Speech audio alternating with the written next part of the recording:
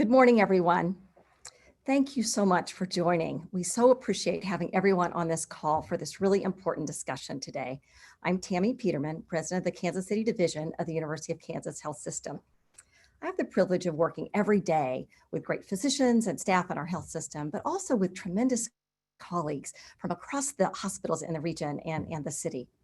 Before the pandemic, we worked really collaboratively or collegially, but certainly since March, we've worked really collaboratively. We've come together and we've shared best practices and we've learned from one another. I think today is a perfect example of that great collaboration.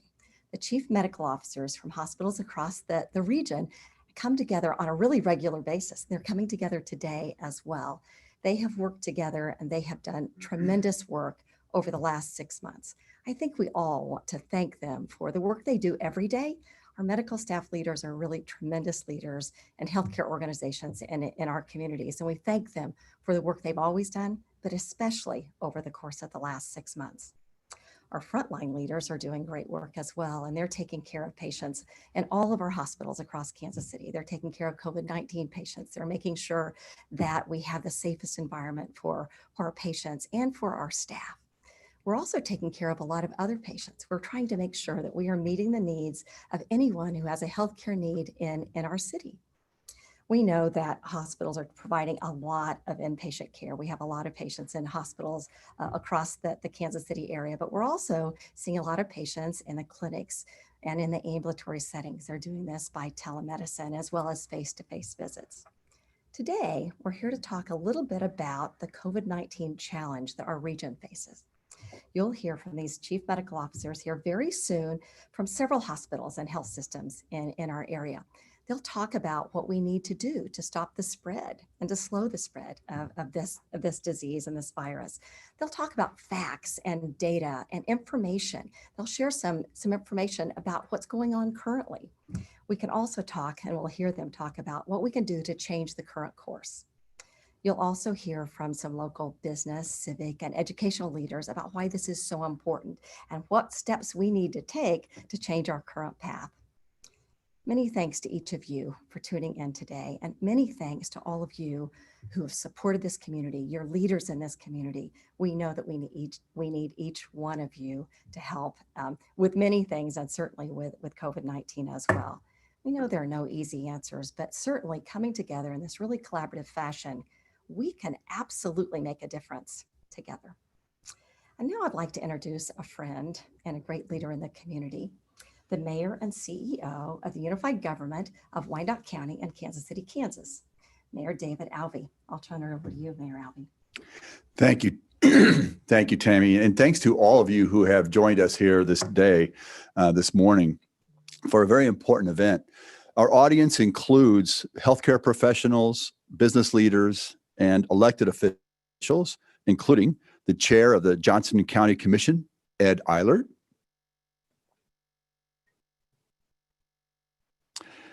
the mayor of Kansas City, Missouri, Quentin Lucas,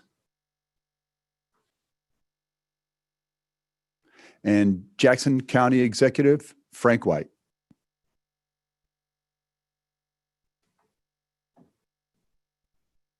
Welcome all, good to see you. Now, even though our audience today includes many who hold public office, today's event is not really about politics, and it's not really about policies or mandates. It's really about education. And so today we want to hear from a group of chief medical officers, CMOs for short, from a number of our area health systems and hospitals. Our public health officials have done an outstanding job during this pandemic. But the experience of a chief medical officer is distinct from that of our public health professionals. The CMOs you'll be hearing from shortly will share their experiences from a hospital's standpoint. It's from the front line, if you will. Today's event aligns with the message we received just a few weeks ago from Dr. Deborah Birx, the coordinator of the White House Coronavirus Task Force. Dr. Birx had met with leaders in Florida, Louisiana, Texas, Arizona, California. Those states were in the middle of uncontrolled spread of the virus, and they were implementing more vigorous measures to regain some control of the situations in their states. Dr. Birx had also been meeting with leadership of the northern neighbors of those states, Kentucky, Tennessee, Arkansas, Oklahoma. They were then in the path of uncontrolled spread, and they also were asking what they needed to do to control COVID-19 to protect their residents and to keep businesses and education and our daily lives moving closer to normal. In her message to us, Dr. Birx related the tremendous stress that uncontrolled spread had brought to a state's healthcare system, to emergency medical providers, to community healthcare providers, to business leaders, educational leaders, to families. Dr. Birx clearly advised that Kansas and Missouri would see the same trends of spread and experience those same stressors unless we learned lessons that all the others were learning. And the most important of those lessons is this: take control, implement measures to get to the green zone, or the virus will take you to the red zone. The red zone level for states is a positivity rate of 10%. Just 2.5 weeks ago, Kansas was at 9.9%. As of today, we are at about 16%, and Missouri is at 13.4%. The virus has taken us to the red zone. So here we are. Either we get greater control of the virus, or the virus will take greater control of our health, our economy, our daily activities. We can get to the green zone. Our people, our businesses, our leaders can do this. Again, thank you all for joining us this day. Now, let's hear from our panel of chief medical officers. If you've watched the University of Kansas Health System's morning updates on COVID-19, then you've already met today's moderator, Dr. Steven Stites, Chief Medical Officer for the health system. Dr. Stites. Mayor, thank you very much. Thank you for helping us put this together. You know, a number of months ago, as a group of CMOs, we started a journey. And the journey was working together on a conference call 2-3 times a week to try and think about how we can work together, plan together, and help together the health of our patients and our community. And I think that has been truly great. We have worked very hard at trying to put together ideas and helping each other make sure our patients stay safe. A few weeks ago on a call, we hatched this idea. What happens if we came together and sent out a note that said, gosh, come listen to us because we have a unique experience, much different than public health officials do, and much different really than what others may be talking about. We're sort of an apolitical group. We're just here to take care of patients. Chief medical officers are involved in the quality of care and making sure that that care gets delivered to patients every day in hospitals and health systems and ambulatory clinics across our community and across our country. Our message today is based upon our unique experiences of what we are seeing about the toll of coronavirus.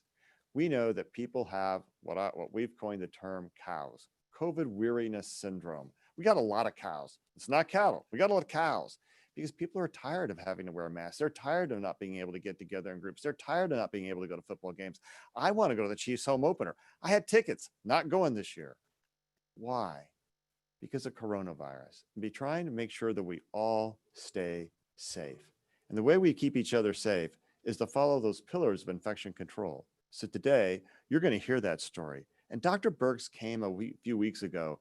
And on that next slide, you'll see she did indeed share a sobering message with all of us. And Mayor Albee highlighted that message. But I think what she told us was, you don't want to be the Southeast. You don't want to be Georgia. You don't want to be Florida. But you are headed that way. And if you don't do something, it's going to compromise your ability to deliver care. And we know that that's the case. And we know that that's part of the reason as chief medical officers, we came together to talk about this today because we thought we are uniquely positioned to feel the pain of our patients directly. We have zero ties to industry. We have zero ties to politics. We're just here to tell you what we think is the truth. And we think we can help keep each other safe by sharing that message with all of you. I know a lot of folks just believe it's not that bad or that they're not going to get it, but it's just not true.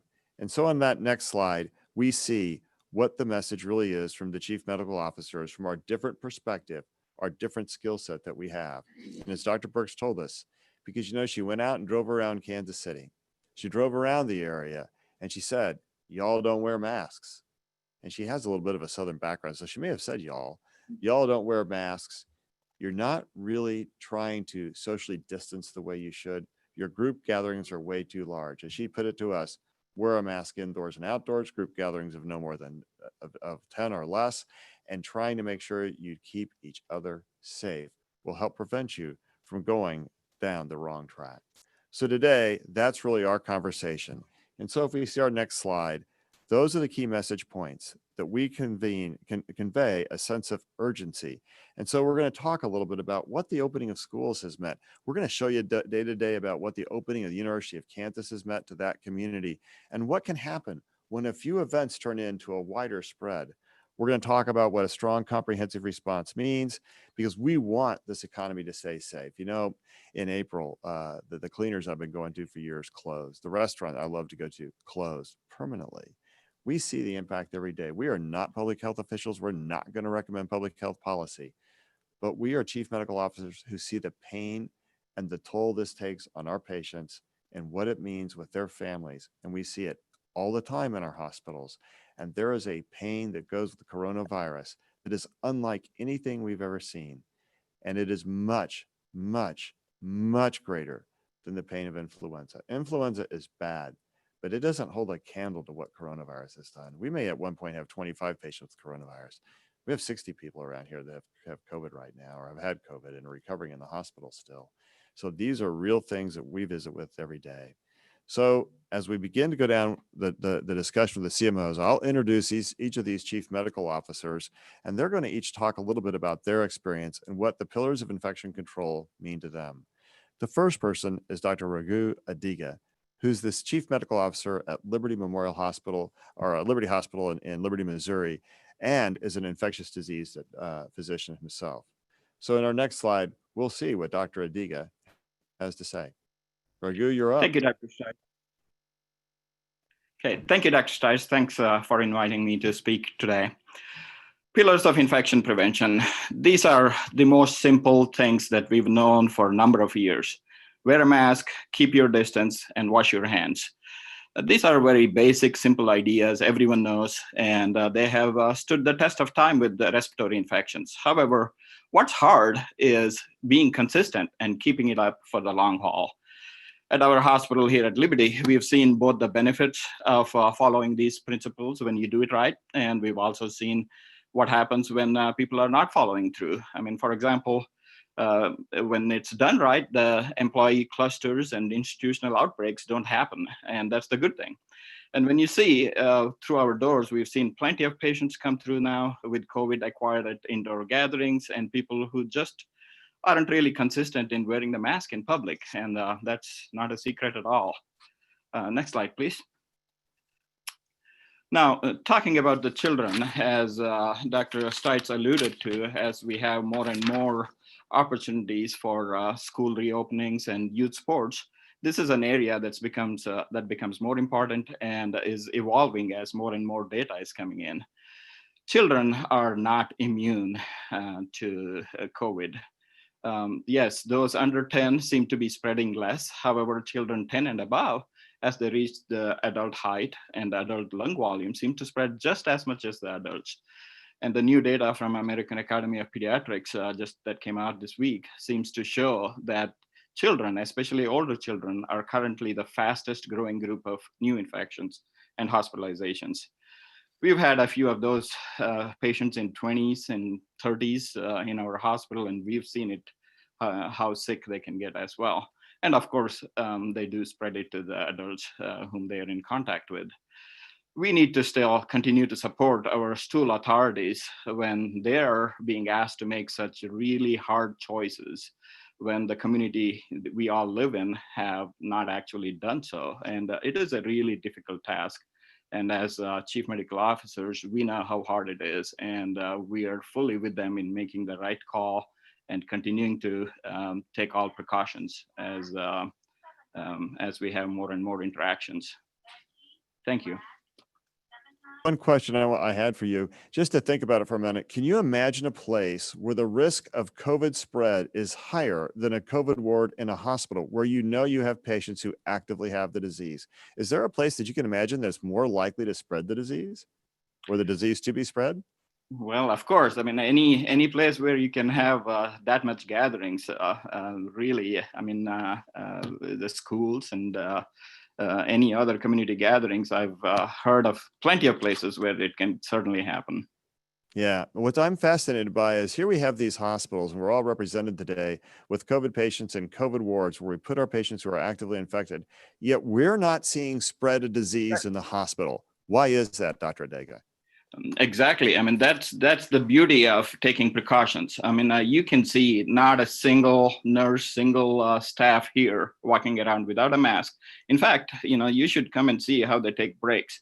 Each person, when they are taking a break now, when they are having their masks off to take a drink or food, they are by themselves. And for a short period of time, there is nobody near them. And we have really driven home on the importance of it. That's how we don't see any spreads here. In fact, we do have a long-term care facility that we are managing as well. And we've had some employees who've been positive acquired at the community. But to date, we have not had a single resident catch the infection. Why? Because we strictly drive home the importance of all these infection control principles. Yeah, exactly. The hottest spots in the country are in hospitals because they have wards of COVID patients, 30, 40, 50 patients at a time, and we're not spreading the infection in hospitals. Why? Because we follow the pillars of infection control. And I think to Dr. Steele, who is our colleague at Truman Medical Center, as the chief medical officer there, that's incredibly important. Truman serves a very special population. It's an underserved population. It's a population that has to remain employed. And Truman has done a remarkable job of putting out pop-up clinics and other things to try and identify where patients are sick to help prevent the spread. Dr. Steele, you have some important thoughts and messages you want to share with us today. Yes. Good morning, Steve, and thanks for having me. So obviously all of us play an important role in helping to stop the spread of COVID. And Dr. Adega talked about the importance of social distancing and mask wearing are two main weapons currently to help prevent the spread of COVID. I thought I might just mention a couple of case studies that further highlight how effective mask wearing can be. The first is actually the Great Clips story that was out of Springfield, Missouri after they reopened there. You may have read about this. A couple stylists became infected and potentially exposed 139 clients with whom they had close and prolonged contact. The stylists and the clients were all required to wear masks, thankfully, and none of the clients became infected.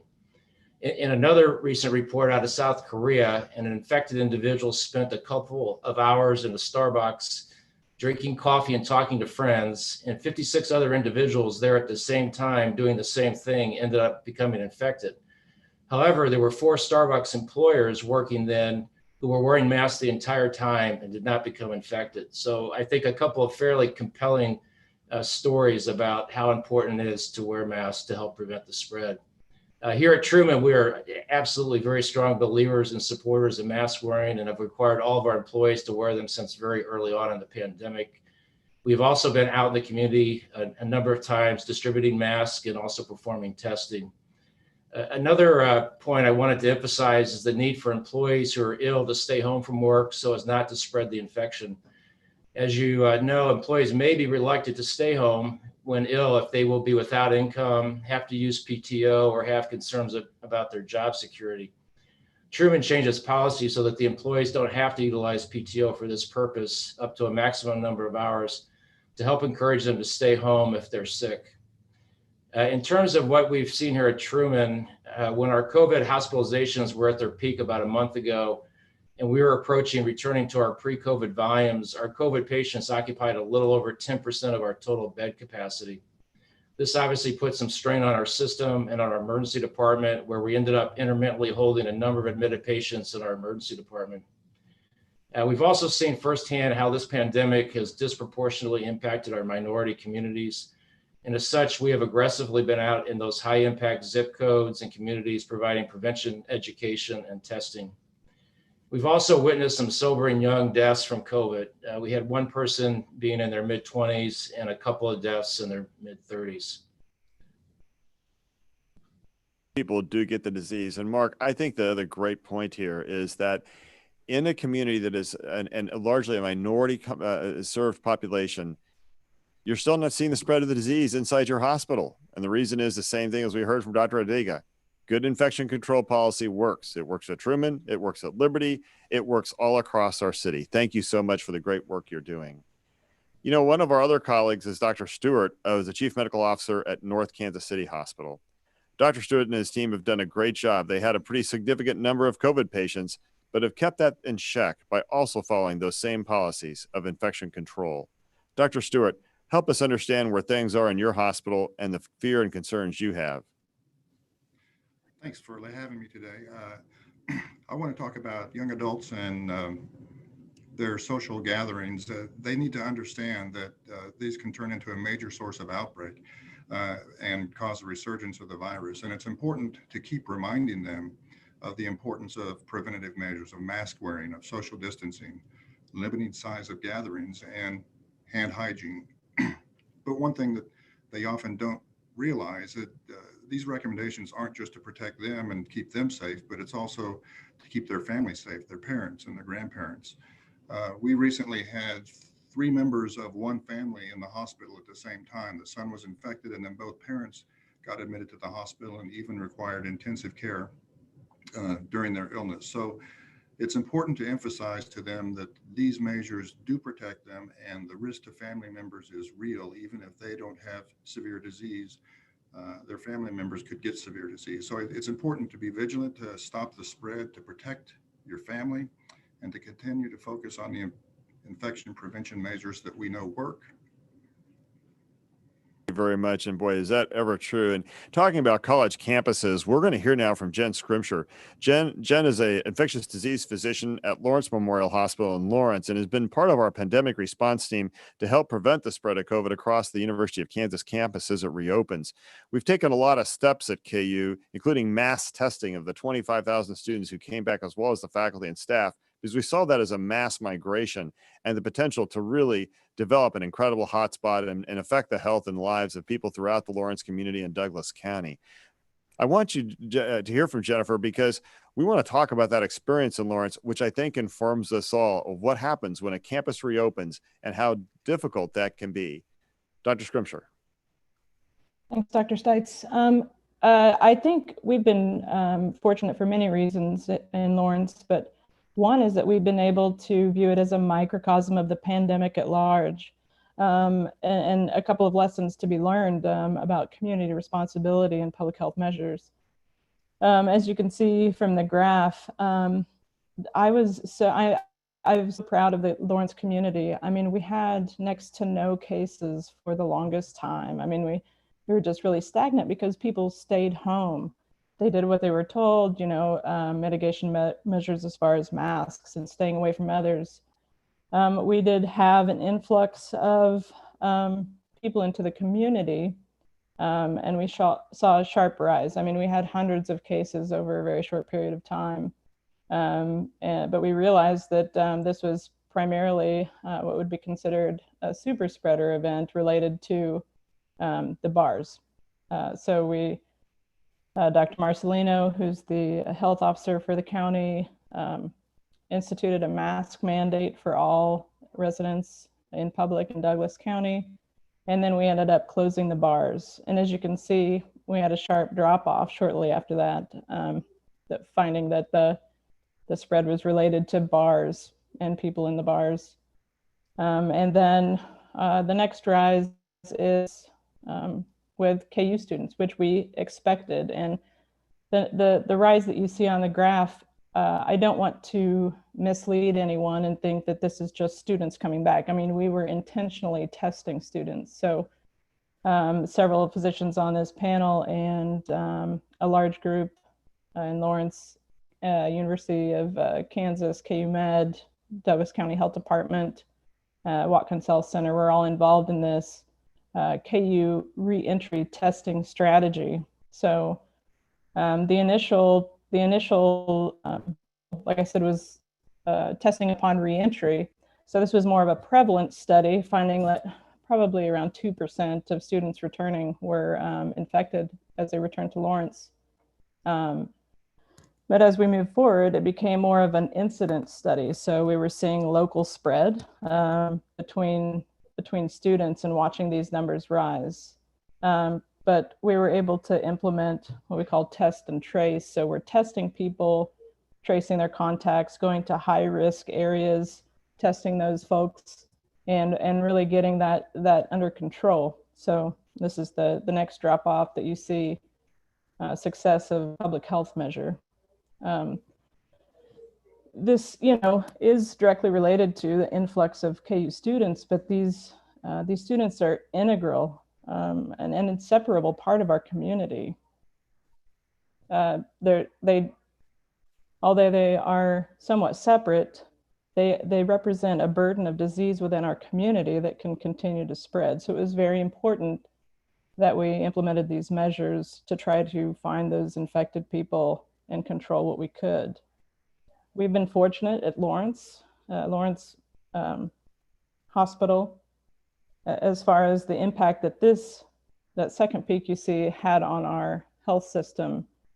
We really haven't seen many hospitalizations related to that, but that is not to say that we have not seen young people come in. That is certainly not to say we haven't seen death, because we've seen plenty. So, and as moving forward, we need to continue to be mindful of the pillars of public health, like you discussed earlier, continuing to do surveillance testing moving forward, both random and for high-risk groups, and continue exactly what we've been practicing to this point, test and trace, and reinforcing our basic mitigation measures. Mask up, keep your distance, wash your hands. I've been thankful for the collaboration. It's been amazing to be able to work with so many people in such a, like Tammy said earlier, collegial, collaborative spirit. Well, thank you, Dr. Grimshire. And a special shout out to the University of Kansas Chancellor, Dr. Doug Girard, who let us share his information to the community today. That's a really big deal. Doug's a good friend of mine. I just want to say thank you. This is a really important case point, though, because what happened when when Lawrence started to reopen with the students, it could have become a terrible public health problem. But instead, by working hard and controlling it, we think we can make sure that campus stays open, and that keeps the businesses open and it keeps the students open, because we all work together to make that happen. One of our infectious disease folks, infection control folks, Amanda Gartner, was on the campus and said there's a 99% compliance with wearing masks on the campus. That's amazing. But again, here's the story. When you do it right, you can keep things open, like keeping hospitals open, because we don't spread COVID between the staff and the patients.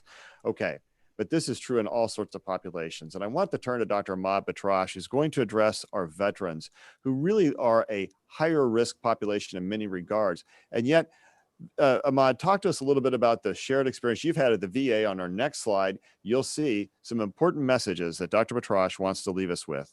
Ahmad Batrash, Chief Medical Officer at the VA Hospital here in Kansas City. Thank you, Steve, for giving me the opportunity to talk about the impact on our veterans for COVID. As you mentioned, the veterans tend to have more comorbidities than the general population, with history of smoking, diabetes, pre-existing lung disease, and heart disease. That would make them more vulnerable, not only to acquire COVID, but really more vulnerable for severe disease if they get COVID.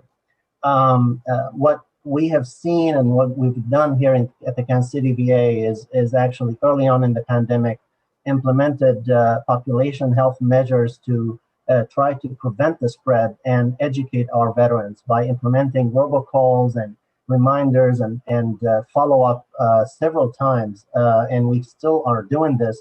And potentially because of this and because of the availability of and access to testing that is readily available for our veterans, that we have seen actually consistently less positivity rate, if you will, for our veterans compared to the Kansas and Missouri metrics that we have seen. So our positivity rate, for example, last week, which has been increasing a little bit, like the general population, is 6.5%. For our Kansas City VA enrolled veterans. So that's really highlights the importance of education of our patients, making sure that they understand the infection prevention measures. And our veterans tend to follow the advice, which is really, we are very thankful for that. Another impact that is kind of special for veterans during the pandemic is really the impact on mental health. So what we have seen is significant increase in uptick in mental health issues for our veterans since the pandemic started, and specifically an unfortunate increase in the suicide rates even for our area veterans. So that really highlights the importance of consistently and continuing to do the outreach to our veterans by telemedicine and by face-to-face, and ensuring that we pay special attention to the mental health issues and prevent suicides. So screening for suicide risk is really of utmost importance, and that should be done at all encounters when we encounter, again, our patients and especially our veterans because of their risk. Thank you, Ahmad. That's a really important message. And I think that mental health message becomes incredibly important. You know, again, our goal today is to help to add resolve for our political officials about the disease and the death and the toll that this is taking on human lives that each of us sees every day in our hospitals as a direct result of COVID. Again, it's not influenza. It really is a pandemic, and it's really bad. And Larry Botts on our next slide is going to talk with us a little bit about some of the effects that he and his colleagues at Shawnee Mission Advent are seeing. Dr. Botts is a pulmonary colleague. I've known Larry for many years. He's a great physician. He's the chief medical officer over at Shawnee Mission. I think he has some really important points he wants to make today about the systemic effects of COVID, even if you recover. Go back one slide. We jumped one too many. We should be on the slide titled Long-Term Consequences of COVID-19, Infection or Troubling. Dr. Botts. Thank you, Steve. And I want to thank you and Casey Chamber for providing this opportunity. As we know, most individuals with COVID-19 will recover in a few weeks, but much is still unknown about how COVID-19 is going to affect people over a long period of time. We do have some information from outbreaks in Europe, as well as our experience the last 6 months in the US. And although COVID primarily affects the lungs, there is evidence that it can affect other organs as well. The pneumonia that is also often associated with COVID can cause damage to the lung, resulting in scar tissue formation, and this scar tissue can then lead to long-term breathing difficulties. COVID has also demonstrated that it can cause lasting damage to the heart muscle. This can result in arrhythmias and subsequent heart failure. The brain and the nervous system can be affected, even in young people, which will result in strokes and seizures, and those individuals that have been treated in the ICU on ventilators for a prolonged period of time can also suffer from post-traumatic stress syndrome, depression, and anxiety once they've recovered. And finally, COVID can affect the clotting system as causing an increase in clotting, which will sometimes result in heart attack, strokes, and pulmonary embolism, which is clots in the lungs. As an example, Advent Health had a 51-year-old previously healthy female who developed mild COVID symptoms. Over several days, she became more short of breath, developed chest pain. When she was seen in the emergency department and evaluated, she was found to be COVID positive, and in addition had multiple clots throughout both lungs. She recovered, she was hospitalized, she recovered from her acute illness, but continues to take anticoagulants and has generalized weakness, easy fatigability 2 months after hospitalization. I think this demonstrates that even those with mild symptoms can develop life-threatening complications from this disease. As far as the impact on Advent Health and Shawnee Mission is concerned, I would say this has been a very emotional and stressful period for our frontline workers. And they've been caring for COVID patients as well as our other patients in the community in need of care. Over the last 6 weeks, we've cared for a greater number of patients in the hospital with COVID than any other time during the pandemic, with little increase or decrease in that population of patients over that time. Our biggest concern, our staff's biggest concern, our greatest source of anxiety is that we will experience a surge which overwhelms our system and we'll be unable to care for our patients. This reinforces the need, I think, to be vigilant, to continue following good infection prevention practices has been emphasized on this call, and including wearing masks, social distancing, and good hand hygiene. so that we as a system and as a healthcare providers can continue to care for our community needs. Thanks. Dr. Botts, thank you very much. And Larry, I always appreciate your work with us and your professionalism and the dedication that you and your team have to your patients. So thank you so much. David Wild is the Vice President of Performance Improvement here at the University of Kansas Health System. David has done a great job of helping head up our coronavirus response. And I think of him as kind of my right-hand guy, and I keep turning to him about all things COVID. You know, there's an important point to be made here. We have not been New York. But don't think that we're not stressed at a hospital level by the impact of COVID right now and what that will do to us if we have a big rise as schools reopen, universities reopen, or people start relaxing too soon. This is a manageable disease, as we have proven by preventing hotspots, hospitals, from spreading the disease internally. We've proven that with masks. And in addition, you know what? Our patients, when they leave here post-COVID, they don't want to stop wearing a mask. They want to keep wearing the mask because they know it keeps them safe.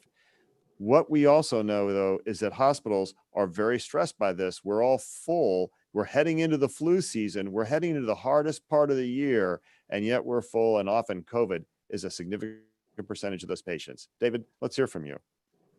Thanks, Steve. You know, I get questions regularly about the numbers of patients in a hospital, the number of patients infected, how disease is spreading.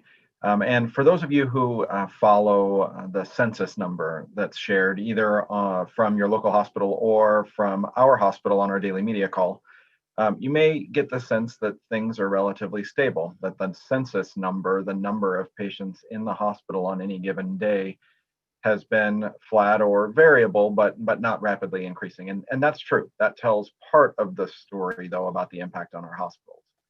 The rest of the story is told by the graphs that you see here. And so what we'd like to share is this.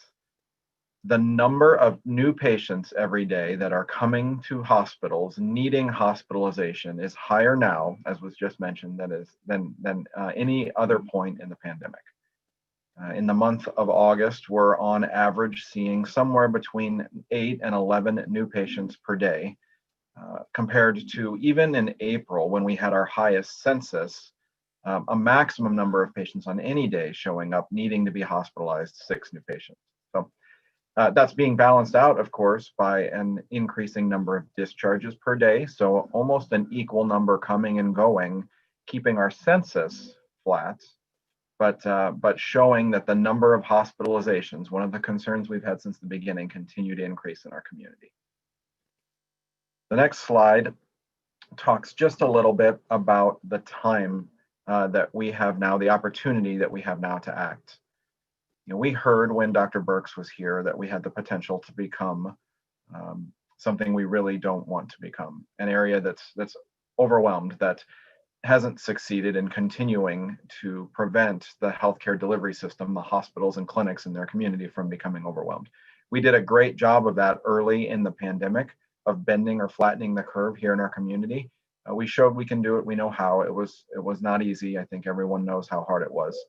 But the concern now, as you see in the chart here, is the curve of the line, the red line for the metropolitan area for Kansas City. This is new cases, so case growth is approaching exponential. And that's a fancy way, I guess, of saying that as growth speeds up or becomes exponential, it becomes uncontrolled. And that's not something any of us want. As we heard, we're worried or concerned, at least, that if that happens, the impact on our hospitals and healthcare systems that are stressed right now would actually be greater than we could handle. We would have to stop offering non-COVID care to patients who need care for other reasons, take care of those acutely ill at our doors with COVID. And finally, the last slide that I'll share is an attempt to share with you more real life stories about what has happened here at our hospital. You've heard from many of our colleagues across the metro stories of patients and the impact on those patients in their hospital. And I do want to take a second to share 4 very real stories that explain exactly what we have seen here at our place. The stories that I'm about to share of these individual patient experiences are very real. The images and names that you see here are representative, so they don't share any protected or health information of an individual patient. But we've seen a college athlete who needed to be admitted to our ICU 7 or 8 days after testing positive for COVID, complaining of significant fatigue.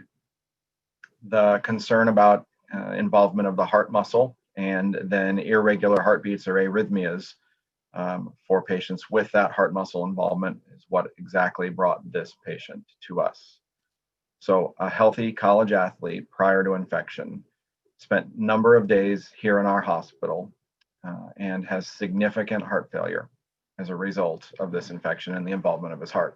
So much so, in fact, that he had to wear a life vest. So an external sort of device that delivers a shock if he were to have life-threatening arrhythmias, much like an internal defibrillator would in other patients. It's likely over the course of time he'll need a defibrillator, and also likely that he'll never have the opportunity to participate in athletics in any meaningful way again. We've also had a college student, a young female, who had to have a portion of her lung removed, also changing her life forever. Previously healthy, no reason to anticipate that she would end up there because of comorbid conditions or previous lung disease. We've had a number of young adults or younger adults, including one in her early 50s who has been on the ventilator in our hospital for more than 40 days. Her only coexisting condition prior to seeing us, needing to be admitted to the ICU, was hypothyroidism. And again, will have long-lasting consequences from months in an ICU environment.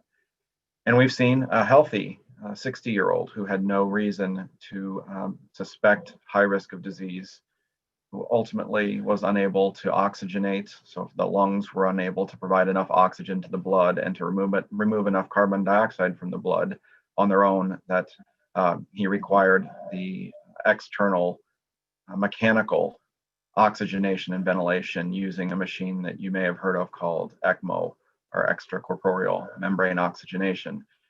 He did not survive that treatment, even the most advanced option that we have. So someone young, again, not in their 70s or 80s or 90s, with very significant disease and obviously consequences for his family that we wouldn't want to see. So those stories are real. I think that message, right, goes along with the fact that patients with COVID showing up in our hospital or any hospital across the metro do stress a system that is already stressed. And it's one of the key reasons that we ask everyone to remain vigilant in the principles that we're sharing today. David, thank you very much. And COVID is real, and it's real for young people. It's real for old people. It's real for healthy people. It's real. Mayor Alvey. Thank you, Dr. Stites, and thanks to all the chief medical officers for sharing your data, your insights, and the urgency of our situation. So we know what needs to be done and how we need to move forward. But let's now look to more of the why. Our next speaker is a former school superintendent. He understands the difficult path that our school administrators have had to travel and continue to travel during this pandemic.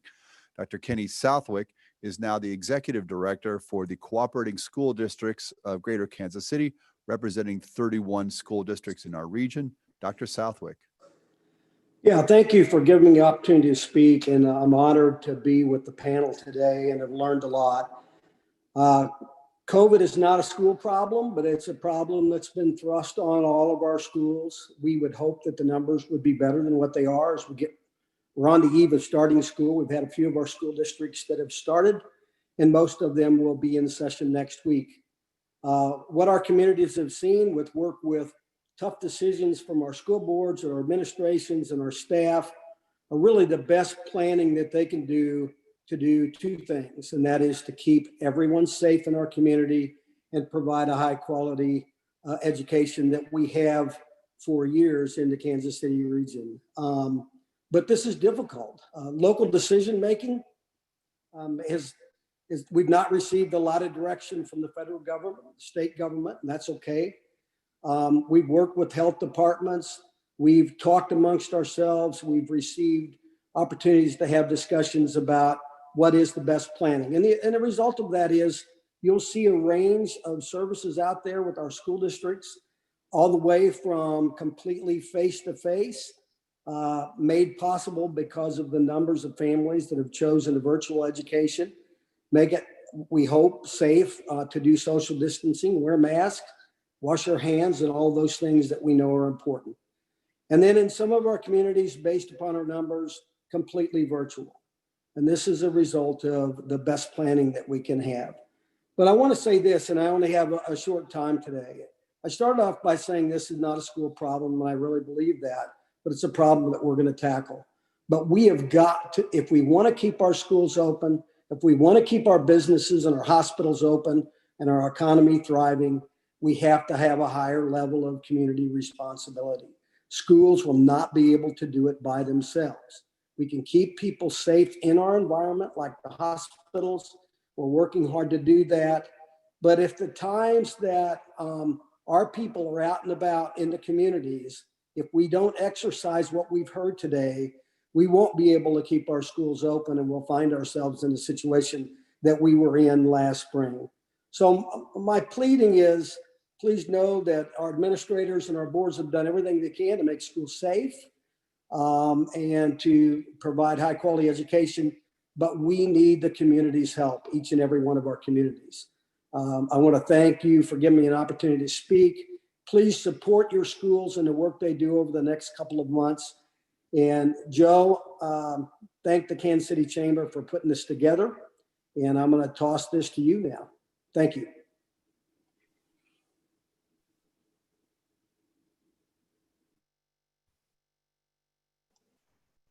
Thank you very much, Dr. Southwick.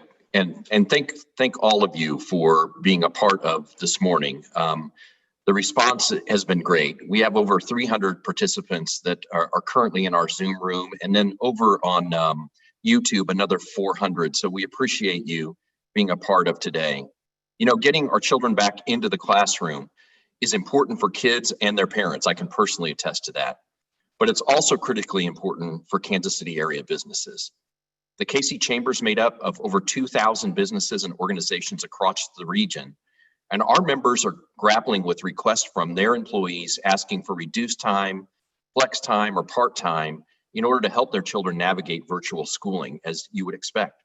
It's a difficult time for all of us involved. Schools and childcare, for that matter, are really the grease that fuels the wheels of business, and our businesses are struggling.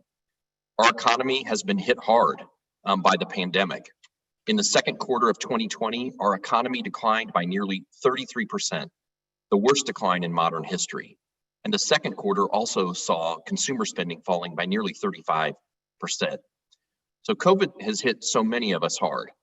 Businesses, especially small and minority businesses, are struggling, and in some cases, as Dr. Stites noted, some are closing.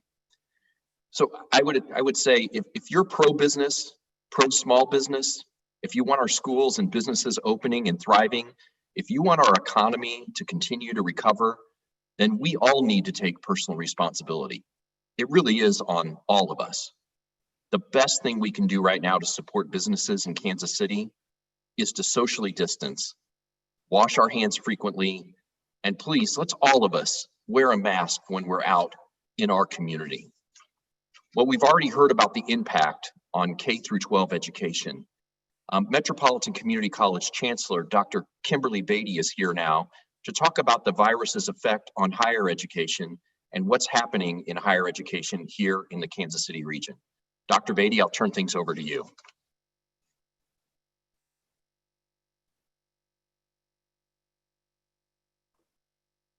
And Dr. Beatty, I think you might need to unmute. Thanks, Joe. And thanks to all of the expertise that's on this call and everything that everyone is doing to provide this information. From the beginning, MCC when a declaration of a pandemic had been made, MCC has taken responsibility for our students and our college community. We understand the need to change behavior and ensure the safety of our students and employees. So to that end, here are a couple of things that we have done, and I know many of my higher education partners and colleagues have done the same. We've strongly encouraged a remote, we're in phase 2. We have a 4-phase returning reopening plan, and we're in phase 2, which requires that we strongly encourage remote work unless functions have to be completed on site. So we have enrollment centers where we are doing that by appointment with all of the equipment in place that I'll talk about in just a moment. But more importantly, this caused us to really look at our policies and what we have in policy. So we've had to develop a policy on remote work. We've made all classes that can be taught virtual. We've trained employees on contact tracing, and as a result, we have a very robust contact tracing program. A face covering is required on all campuses on any site at MCC. We've set up social distancing signage. We've made individual sanitation kits available that have spray with viricides so that if you want to sanitize your area more often than it is scheduled, you can do that and take that personal responsibility. But we have increased sanitation across all of our sites with the appropriate viricides. We also implemented a plan for single points of entry with temperature checks and badging so that we can track all people that are on site. Personally, as a leader in this space, I'm very glad that we made the decision early, and it wasn't easy. It's not easy at all. But now we have to look towards spring, and we will likely make that decision early.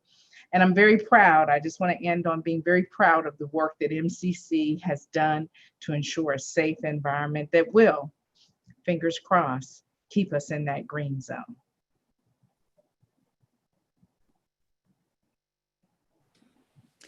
All right, thank you, Dr. Stites. I think we might have questions. Wonderful. All right, Jill, I bet there are a few questions out there. We do. Using the Springfield hairdressers as the example, if I'm wearing my mask properly, but I stand less than 6 feet away for more than 15 minutes with someone who was tested positive, do I need to isolate? Oh, that is a great question. I'll turn to Dr. Adega, our infectious disease specialist, first for an answer to that. Don't forget to unmute, Dr. Adega. Sorry about that. This is a very important question to understand what it means to be wearing a mask. Most of the masks that we are talking about, people wearing in public with the cloth masks and non-medical grade masks, they are designed to essentially prevent the spread from you to others.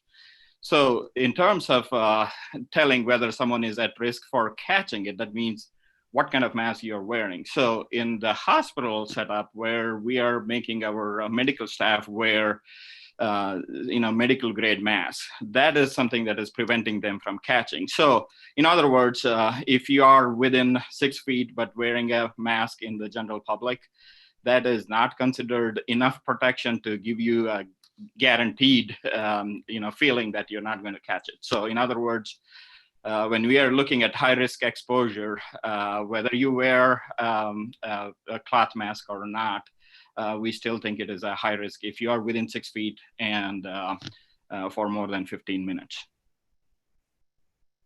There you go. We're always concerned. Jill. How do we get consistency with city, county, and state leadership around mask wearing and gatherings?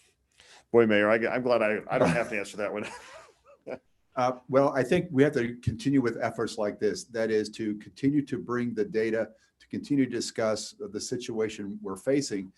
I keep trying to remind people, let's pay attention to the virus. The fundamentals of the situation is we have a virus, we're in a pandemic. If we watch the virus, it will tell us what we need to do. And so I think if all elected leaders would simply make themselves aware, gather the data, learn about this, pay attention to the virus, we then can find the political will. But until we are aware of what this is and what it is doing to us, I don't think we're going to muster that political will. So it's very important, it's necessary for political leaders, all leaders, to come forward, take a look at the virus, understand it, and let it tell us what we need to do in response. And may I just say, we heard from Dr. Birx, don't become the next Florida or Georgia. We see that hospitals are stressed. You saw the data that David Weil presented. So just as a quick point, we have about 25 or 30 patients with COVID here that are acutely ill. We have another 30 who are still recovering. So that's 60 patients, right? We had to take 40 beds. We had 85 semi-private rooms. We had to reduce those in half because that meant we could only use private rooms with COVID. So that's a net impact to our hospital of about 100 beds related to COVID. We're an 800 bed facility. We're always full. We just essentially took 100 beds and changed them because of COVID. What does that mean as we head into the fall and winter season, which is typically when all hospitals have their highest census because of influenza and other seasonal viruses besides COVID? We still have to take care of people who have baseline diseases. If we don't take care of each other during the pandemic, we're going to struggle to take care of all the other diseases you can have. We don't want to be in that situation. We have the power to change that outcome. We've demonstrated it every day in hospitals where we have wards of COVID patients who are not spreading it to staff or spreading it to others. We control the spread because of the pillars of infection control. What advice do you have for employers who have employees who tested positive for COVID, quarantined for 10 days, and want to come back to work? Do they need another test? That's a great question. I'm going to turn to David. I know, David, we've talked a lot about this, and really after about 10 days, you're not so much of a spreader. I would agree. So the science would say that we have no evidence that anyone is actually spreading live virus more than 10 days or 11 days at the absolute most as the outlier from initial presentation of symptoms. We also know very clearly that patients can test positive with a PCR test. So the nasal swab that most people, or nasopharyngeal swab that most people are familiar with, for 80 or even 90 days after their first positive test. When we put those two things together, it's very clear that there's not really a role for return to work testing or negative testing as clearance, if you will, to return to work, because we expect that some or even many patients will test positive for weeks or months, but will not be infectious. So for our employers, I would say the 10-day isolation period is very reasonable, assuming, of course, that you are making sure that the employee does not have any symptoms of fever or cough or things of that nature before they return to work. And Jen, on the Lawrence campus, after 10 days of being quarantined, can people go back to the campus if they're positive?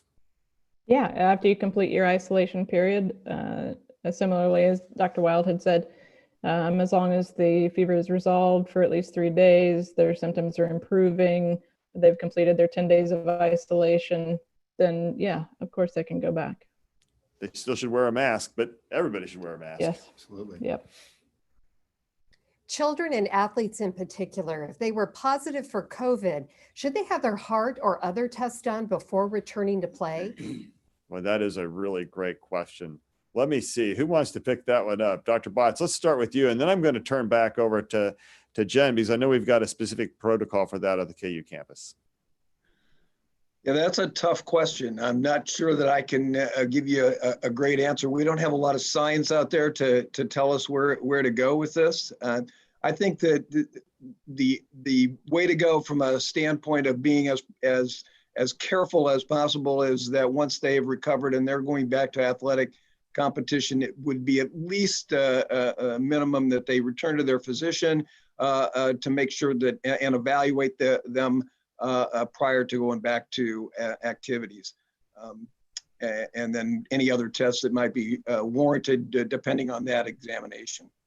It's also something in which the rules keep changing around us, and they change almost every day about what the risk is and how you should return to activity. Jen, we've developed some rules, though, for the University of Kansas. Any thoughts about that? Well, I think the plan, it's basically an algorithm for an athlete turn positive before they can return to activity.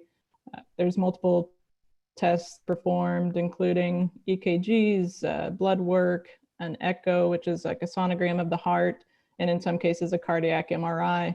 I think this policy or this plan was patterned around other causes of viral myocarditis due to other respiratory viruses. And while we have a plan, I am still very nervous because, I mean, how many months are we into this pandemic? How many months of data do we have? And I don't know that it's enough for me to say that folks will be fine regardless. it still makes me uncomfortable regardless. And I think Dr. Adiga and maybe Wild might have some additional thoughts. Dr. Dagan.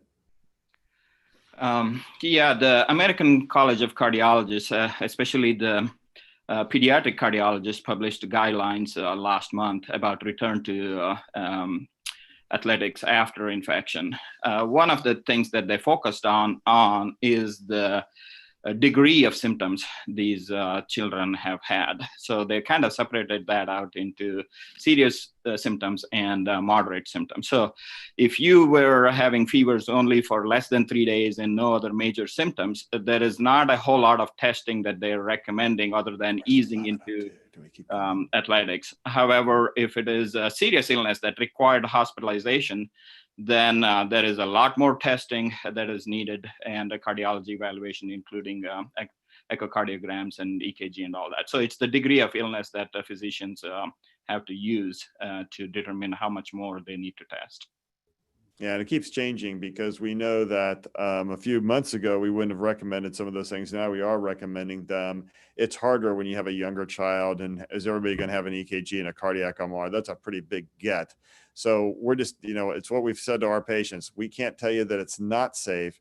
We can't tell you that it is safe until we learn more. But if you are having symptoms, clearly that's going to be a dividing line, and you got to get more checks. If you're asymptomatic and you're a young person, you're probably going to be safer. We don't know the real data about that yet. It'll be months before we really do. Jill, time for really one more question. How can we be assured that the correct cause of death is being recorded when it is in fact a COVID death? Boy, we have heard a little bit about that lately. Dr. Batrash, I know this is something the VA puts a lot of attention to because you guys really have probably the best single source of all sorts of patient information in the country. How do you guys record that death? Well, in general, the death certificate, if you will, at the end is signed by a physician to determine the cause of death. If someone is admitted to the hospital with COVID and dies a few days later or weeks later related to complications, I mean, that is a clear indication of COVID being the cause of death.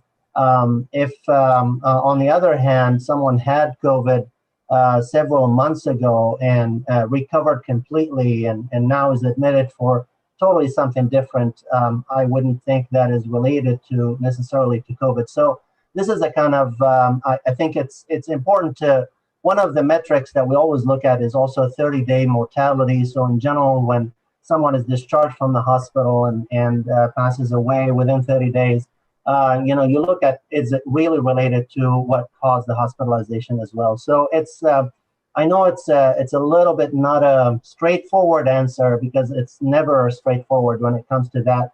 But I feel that, there's actually even a national indication that some deaths are due to COVID, but they're not reported as due to COVID.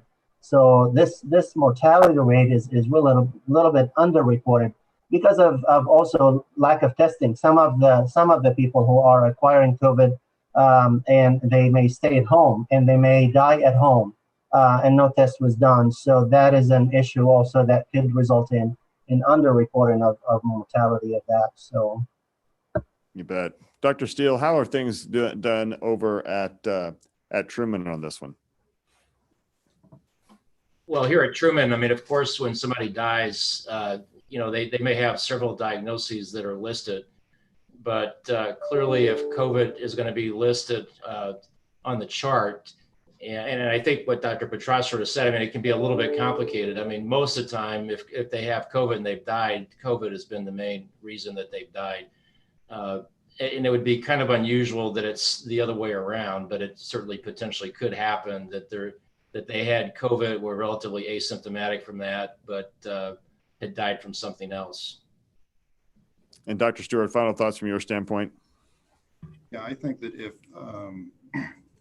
the actual cause of death, the immediate cause of death may be something other than COVID, but if COVID is the cause of respiratory failure or blood clots or whatever it is, it ought to be on the death certificate so it can be counted. Well, Mayor Albee, I'm a lifelong Kansas City kid. You know, I grew up in Independence, Missouri, went to Truman High School, Williams Ewell College and Liberty, came to KU for most of my training and been here my professional life. This is my home. And I just want to say thank you to all of our public officials who are out there trying to help keep us safe. Hopefully we've been able to add to the resolve and to the story today to make people understand the urgency that we face. We don't want to fulfill Dr. Birx's prediction for us. That would be really bad. What we really want to do is make sure that all of you stay safe. You know, mask wearing is hard and it's kind of painful, but I have to tell you, there's no better way to say I love you than to do it with a mask on, because that's how we take care of each other. You've heard that today, and all you have to do is look at hospitals, which are actually one of the safest places you can be right now, despite the fact they have large groups of COVID positive patients, and they're not a hotspot. And there's a reason for that. And it's nothing magical. It's not some special drug. It's all about the infection control. That's what keeps us safe. That's what's going to make sure KU Lawrence stays safe. It's going to make sure our businesses stay safe and our culture and our communities stay open and healthy and thrive. We've proven it in hospitals. We can do it. Mayor. Thank you, Dr. Stites, and thank you to all who participated today. And perhaps the way to really kind of make that question real about the question of love, the best act of love for us, for each other now, is to wear a mask. I think the question is for each one of us to ask, who among my loved ones, my customers, my colleagues, my coworkers, neighbors, who am I willing to expose to the virus? And if I can't identify anyone I'm willing to expose, then I must take responsibility, wear a mask, maintain social distancing, and practice good hygiene. So thank you all again for those who joined us today, and have a good morning. Stay healthy, please.